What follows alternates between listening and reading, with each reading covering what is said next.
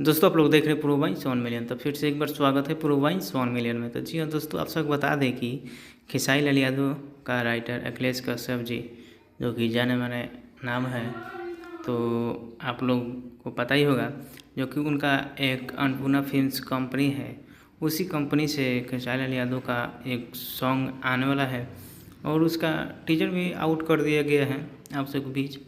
उसी सॉन्ग के बारे में अखिलेश बाबा कुछ कहने वाले हैं, लाइव आकर के कह रहे थे, तो उसी को हम आप लोग के बीच में रखने वाले हैं, जो कि आप लोग सुन सकते हैं। चुनाव जात बहुत तगड़ा, बहुत जबरदस्त, एकदम फुल टू फुल डांस, आप सबके कॉमेडी भी देखे के मिले और एक से एक बढ़ के बात और कंपोजिशन आप लोग जैसन पसंद करी ले जा वैसन गाना बा और गारंटी बा कि आप लोग के अच्छा लगी, बढ़िया लगी और आप लोग बहुत आशीर्वाद प्यार देव जाओ गाना के।